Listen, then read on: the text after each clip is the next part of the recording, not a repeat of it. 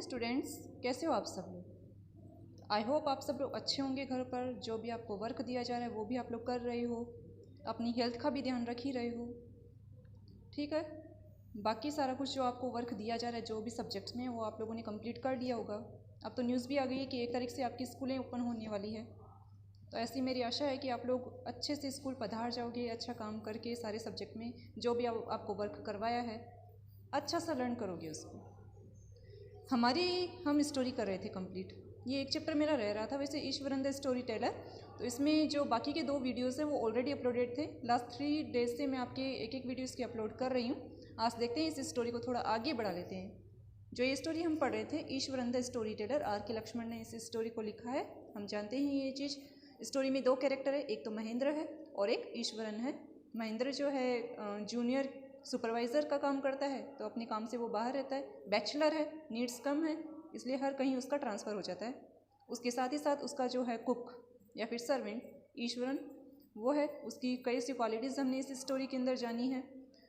जो स्टोरी सुनाने का मैनर है वो बड़ा ही मतलब कि अजीब है, जिससे कि क्या है कोई भी इंचेंट हो जाता है। तो ये सारा कुछ हमने इस स्टोरी में पढ़ा था। लास्ट हमने इस स्टोरी को जहाँ से छोड़ा था वहीं से आज स्टोरी की स्टार्टिंग करेंगे।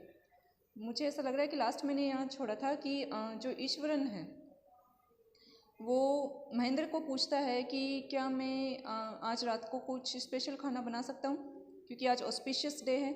इस दिन जो एंसेस्टर्स हैं उनकी स्पिरिट्स को क्या है कि हम शांति प्रदान करने के लिए उनकी याद में अच्छा खाना बनाते हैं। वो उसने परमिशन ली थी, महेंद्र ने परमिशन दे दी, उसने एक अच्छा सा खाना बनाया और खिलाया। महेंद्र ने उसकी जो खाने बनाने का टैलेंट है, कलनरी स्किल उसकी क्या है, बहुत ज़्यादा अप्रिशिएट किया था उसको। बट ऑल ऑफ सडन क्या होता है कि जो ईश्वरन होता है उसको सुपर नेचुरल जो रिलेटेड स्टोरीज होती है वो सुनाना स्टार्ट कर देता है, भूत प्रेतों की कहानी सुनाना स्टार्ट कर देता है। अब देखते हैं कि आगे इस स्टोरी में क्या कुछ होता है। तो जहाँ से स्टोरी को छोड़ा है वहीं से हम स्टार्ट कर रहे हैं। यहाँ हमने देखा था कि ईश्वरन ने लास्ट ये बोला था कि आप जानते हैं श्रीमान कि जहाँ हम रह रहे हैं, जिस एरिया में हम रह रहे हैं, हमारी फैक्ट्री जहाँ है वहाँ पर पहले जो है कब्रिस्तान हुआ करता था। कई सी स्कल्स मैंने देखे थे और उस दिन से लेकर प्रेजेंट यानी कि आज तक मैंने कई सी बोन्स और स्कल्स देखे हैं। ईश्वरन ने इतना कहकर अपनी स्टोरी को जारी रखा था। ये हमने देखा। ये सुनकर क्या होता है फिर, ये देखो ये चित्र डायग्राम आप देख सकते हो। बोन्स पड़ी हुई साइड के अंदर, स्कल पड़ा हुआ है। अब पढ़ते हैं आगे। He went on to narrate how he sometimes saw ghost at night. अब ईश्वरन जो है अपनी बात जो है वो महेंद्र को कहता ही चला गया। महेंद्र को क्या कहता है, वो ये नरेट का मतलब होता है बताना। हमेशा की तरह बच्चों आप लोग अपनी रफ नोटबुक वगैरह साथ में लेके बैठना। जो आपके टिपिकल वर्ड्स आएंगे उनको मैं हाईलाइट करूँगी ताकि आप लोग उनको अच्छे से मीनिंग लिख लो, उन वर्ड्स के मीनिंग लिख लो। सिनोनिम्स होंगे तो मैं ओरल ही आपको बताऊँगी। He went on to narrate, narrate का मतलब स्टोरी बताना। जो भी एक नरेटर होता है ना, नरेटर वर्ड का मतलब होता है जो स्टोरी को बताने वाला, वक्ता। तो he went on to narrate how he sometimes saw ghost at night. Ghost का मतलब आप लोग जानते हो, भूत। अब वो ये बताता चला गया कि किस प्रकार उसने रात्रि को कई बार भूतों को देखा है। I am not easily frightened by these things sir. श्रीमान, मैं ये सारी चीज़ों से इतनी आसानी से डरने वाला नहीं हूँ। फ्राइटन्ड का मतलब होता है भयभीत होना, डर जाना, ठीक है ना, डरना। फ्राइटेंड का मतलब श्रीमान मैं ये सब चीज़ों से इतनी आसानी से तो नहीं डरता हूँ। I am a brave fellow, मैं एक मजबूत व्यक्ति हूँ। फेलो का मतलब स्टूडेंट्स वैसे तो साथी से होता है, बट यहाँ पर फेलो का मतलब अपन व्यक्ति से निकालेंगे। All right. ब्रेव का मतलब होता है बहादुर, BRAVE, ब्रेव मतलब बहादुर। I am a brave fellow, मैं एक मजबूत व्यक्ति हूँ। But one horrible ghost of a women which appears off and on at midnight during the full moon. अब देखो वो स्टोरी बता रहा है, वो इतना वो फुल मून बोलकर चुप रह गया। फुल मून का मतलब होता है पूर्णिमा की रात्रि, ठीक है ना। फुल मून का मतलब होता है पूर्णिमा की रात, पूर्ण चंद्रमा आता है वो रात। हॉरिबल, HORRIBLE, हॉरिबल का मतलब होता है भयानक। आप लोग नोट डाउन कर लो, हॉरिबल का मतलब होता है भयानक, ठीक है। घोस्ट का मतलब वही भूत।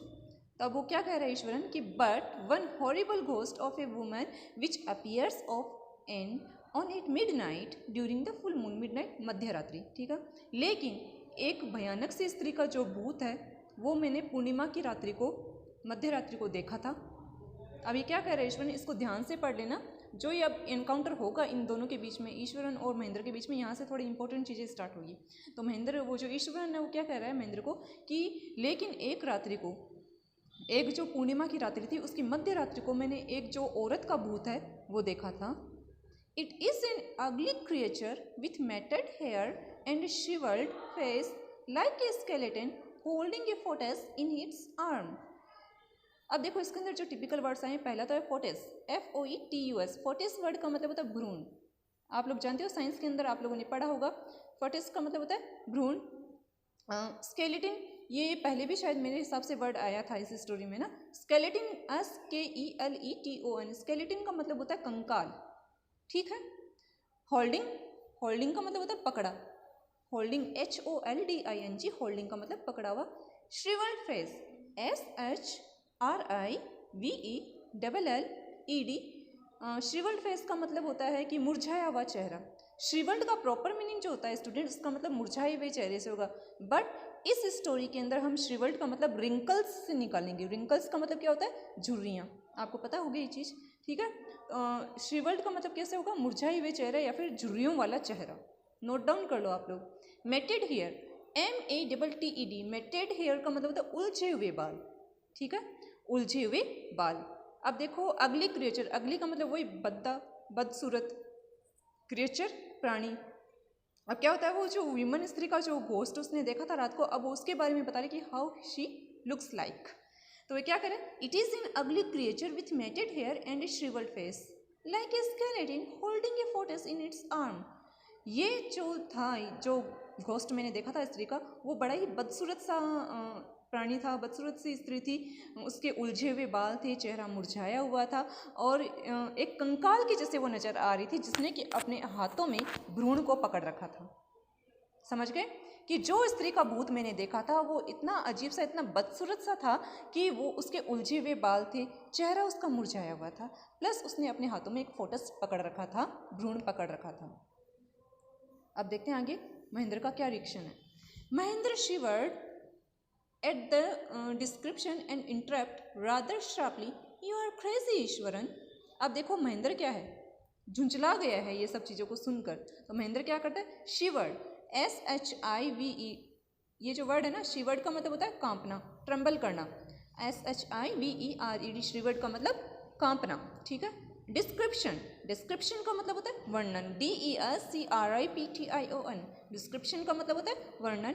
इंटरप्ट, INTERRUPTED, इंटरप्ट का मतलब होता है कि बीच में टोक देना, ठीक है। इंटरप्ट का मतलब होता है बीच में टोक देना। शार्पली, SHARPLY, शार्पली का मतलब बड़ी तेजी से बोलना या फिर रूडली बोलना, ठीक है। यू आर क्रेजी, क्रेजी का मतलब यहाँ पर सनकी या फिर पागलपन से होगा। क्रेजी का मतलब यहाँ पर मेड से होगा, पागल से, CRAZY। अब देखो महेंद्र क्या कर रहा है, महेंद्र को गुस्सा आ गया तो वो महेंद्र क्या कर रहा है, ईश्वरन को डांट रहा है क्या, कि Mahendra shivered at the description and interrupt rather sharply, you are crazy Iswaran. Mahendra जो था वो इतना सारा वर्णन सुनकर थोड़ा कांप गया, ये सारा वर्णन सुनकर कांप गया और बीच में ही उसने ईश्वरन को टोकते हुए कहा कि तुम पागल हो Iswaran. There are no such things as ghost और स्पिरिट्स, भूत प्रेतों जैसी कोई बातें नहीं होती है। It is all a fragment of your imagination, fragment का मतलब होता है अवशेष या फिर भाग। देखो फ्रेगमेंट का मतलब क्या होता है, अवशेष या भाग से होगा, बट इस स्टोरी के अंदर हम फ्रेगमेंट का मतलब निकालेंगे मनगढ़ंत बात से।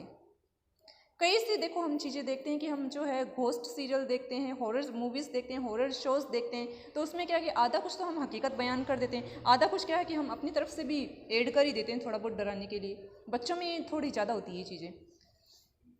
फ्रेगमेंट का मतलब होता है अवशेष या फिर मनगढ़ंत बात का अवशेष। इमेजिनेशन यानी कि कल्पना।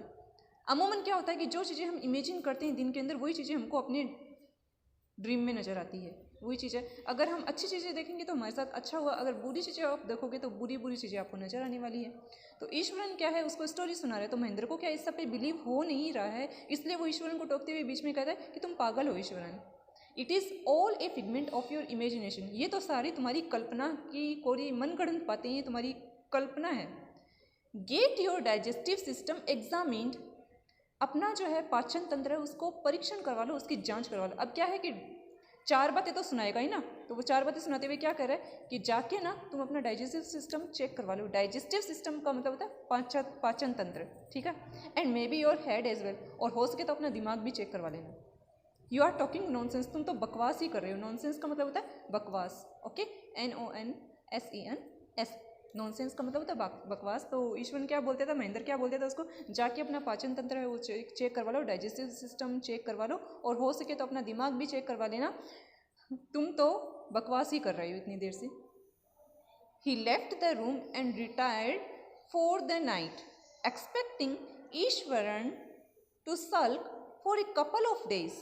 स्टूडेंट्स, यहाँ पर कपल ऑफ डेज जो आया है ना वर्ड, कपल ऑफ डेज का मतलब होता है कि कई दिनों तक, ठीक है। COUPLEOFDAYS, कपल ऑफ डेज का मतलब होता है कई दिनों तक। सल्क, SULK, सल्क का मतलब होता है नाराज हो जाना।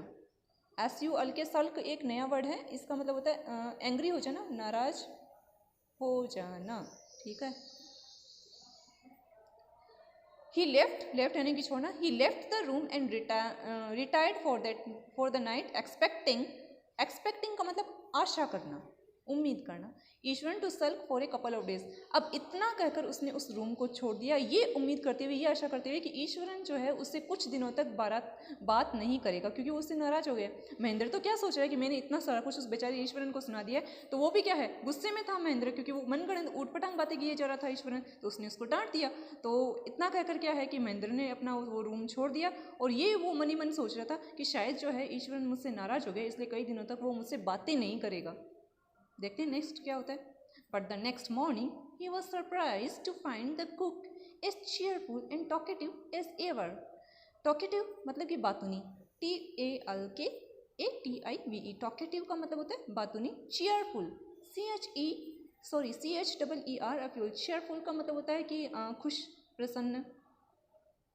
But the next morning he was surprised to find the cook as cheerful and talkative as ever. लेकिन अगले ही दिन वो ये देखकर बहुत ज़्यादा सरप्राइज रह जाता है कि उसका जो कुक है ईश्वरन, वो पहले की तरह प्रसन्न और बातूनी था। From that day on, Mahendra, for all his brave talk, went to bed with a certain unease. अब देखो, बड़ी बड़ी बातें तो महेंद्र ने बोल दी है कि भूत प्रेत कुछ नहीं होता है, बेचारे ईश्वर को डांट और दिया। अब देखना महेंद्र के साथ में क्या कुछ घटित होता है, वो सारी चीज़ें उसके साथ में घटित होगी ना, अब घबराएगा ये। From that day on Mahendra for all his brave talk went to bed with a certain unease. उस दिन से महेंद्र अपनी जितनी भी वो बहादुरी वाली बातें उसने ईश्वरन से की थी, उस दिन के बाद से जब कभी भी वो महेंद्र अपने बेड पर सोने के लिए जाता था तो उसे अजीब सी बेचैनी महसूस होती थी, ठीक है ना। यहाँ पर क्या है, सर्टेन अनीस का मतलब होता है कि अजीब सी बेचैनी, ठीक है। बड़ी बड़ी बातें करते हैं तो ऐसा ही होता है, आप लोग मत कर देना। Every night he peered into the darkness outside through the window next to his bed, trying to make sure that there was no movement of dark shapes in the vicinity. विजिनिटी जो वर्ड होता है, विजिनिटी word का मतलब होता है कि कोई, मतलब कि आकृति या फिर छाया, ठीक है ना। विजिनिटी वर्ड का मतलब होता है कोई आकृति या छाया, यही होता है इसका मीनिंग। आसपास, आसपास, ठीक है ना। ट्राइंग टू मेक श्योर, चलो अर्थ कर लेते हैं। पियर्ड, PEERED, पियर्ड का मतलब होता है झांकना। ये जो वर्ड है ना बच्चों, पियर्ड, PEERED, पियर्ड का मतलब होता है बाहर झांकना। अब दोबारा से पढ़ लेते हैं। Every night he peered into the darkness outside through the window next to his bed, trying to make sure that there was no movement of dark shapes in the vicinity. परंतु उसे, मतलब कि है ना, परंतु उस दिन से उसने क्या किया था, जब कभी भी वो रात्रि को जब सोता था अपने रूम में, तो रूम की जो खिड़की से जब कभी भी वो बाहर झांकता था तो क्या होता था कि वो ये देखता था कि कहीं उसको कोई है आसपास, कोई छाया तो घूमती हुई नज़र नहीं आ रही है। उसको क्या है, अंदेशा हो गया था, मतलब कि उसको डर तो बैठ गया ना। तो वो क्या है कि महेंद्र जब से वो सो रहा था उस दिन से, तब से उसको बेचैनी महसूस हो रही थी, ये हमने पढ़ा। लेकिन उस दिन से क्या है कि जो प्रत्येक रात्रि को क्या है कि जो अपने रूम के अंदर जो खिड़की थी उससे बाहर झांक कर देखता था, ये देखने के लिए कि कहीं आसपास जो बाहर है कोई काली आकृति तो नज़र नहीं आ रही है, कहीं खुद को मेक श्योर कर रहा है भाई है कि नहीं है। But he could only see a sea of darkness with the twinkling light. Of the factory miles away. Twinkling का मतलब टिमटिमाती हुई। लाइट्स का मतलब तुम लोग जानते हो, टिमटिमाना ट्विंकलिंग का मतलब होता है। लाइट्स का मतलब वही बत्तियाँ होता है, प्रॉपर हिंदी वर्ड, ठीक है। माइल्स अवे यानी कि दूरों तक, मीलों दूरों तक, ठीक है ना। But he could only see a sea of darkness with the twinkling light of the factory miles away. लेकिन उसको बाहर अंधेरा ही अंधेरा दिखाई देता था, जिसमें मीलों दूर तक जहाँ उसकी फैक्ट्री थी उसमें जो जली हुई लाइटें थी वो टिमटिमाती हुई उसको नज़र आती थी, ठीक है ना। लेकिन जब कभी भी वो बाहर झांकता था तो उसको क्या है कि बाहर अंधेरा ही अंधेरा दिखाई देता था, प्लस उसको मीलों तक जो उसकी फैक्ट्री थी उसमें जलती हुई जो बत्तियाँ थी वो टिमटिमाती हुई नज़र आती थी। He had always liked to admire the milk white landscape on full moon nights. Landscape का मतलब होता है कि वही दृश्य होता है ना, प्राकृतिक दृश्य आप बोलते हो उसको। लैंडस्केप को प्राकृतिक दृश्य बोल सकते हो, भूदृश्य एक ही बात है। मिल्क वाइट यानी कि सफ़ेद, दूध या सफ़ेद, ठीक है ना, दूध के जैसा सफ़ेद। फुल मून नाइट्स आपको पता ही है, पूर्णिमा का रात, ठीक है। He had always like to admire the milk white landscape on full moon nights. उसको हमेशा से ही पूर्णिमा की रात में चांदनी में जो धुला हुआ जो सफ़ेद भूदृश्य होता था, प्राकृतिक दृश्य होता था, उसको हमेशा ही वो अच्छा लगाता था, ठीक है ना। क्या कहा है कि उसको किसको, महेंद्र को क्या है कि हमेशा से ही जो पूर्णिमा की रात्रि में जो सफ़ेद जो दूध या चमक से घिरा हुआ जो लैंडस्केप होता था, जो प्राकृतिक दृश्य होता था, वो हमेशा से ही उसको अच्छा लगता था। But after hearing Ishwaran's story of the female ghost he avoided looking out of window altogether when the moon was full. लेकिन जब से उसने ईश्वरन की जो औरत की जो भूत वाली स्टोरी सुनी थी, उस दिन के बाद से जो है उसने क्या है कि वो खिड़की से बाहर झांकने का उसमें कोई डेर ही नहीं रह गया था, साहस ही नहीं रह गया था, डर बैठ गए ना उसमें। तो क्या है कि उसको वैसे तो पूर्णिमा बहुत पसंद थी, लेकिन जब से उसने क्या है कि वो भूतिया स्त्री की वो जो औरत की स्टोरी सुनी ईश्वरन से, तो उस दिन के बाद से उसमें क्या हुआ था कि उसके अंदर ना जो पूर्णिमा की रात का जो दृश्य देखने का, खिड़की से बाहर का जो दृश्य है या फिर खिड़की से बाहर झांकने का, उसमें कोई भी साहस नहीं रह गया था, ठीक है स्टूडेंट्स। तो ये जो स्टोरी है आपकी ईश्वरन द स्टोरी टेलर, इसको मैं यहाँ मार्क कर रही हूँ आज, ठीक है ना। हमने यहाँ तक पढ़ा है, इसका जो आपका क्लाइमेक्स है वो हम एंड करेंगे कल की क्लास में। आज के लिए बस इतना ही। इसमें जो टिपिकल वर्ड्स आए थे ऑलमोस्ट मैंने आपको बता दिए, वैसे इतने तो ज़्यादा नहीं आए, आपके पढ़े हुए आए हैं, एक दो आए होंगे तो वो आप लोग देख लेना। मुझे उम्मीद है कि आपको स्टोरी समझ में आ रही होगी। अच्छे से इस स्टोरी को खुद भी रीड कीजिएगा और मुझे बताइएगा, पढ़ते रहिए, ठीक है।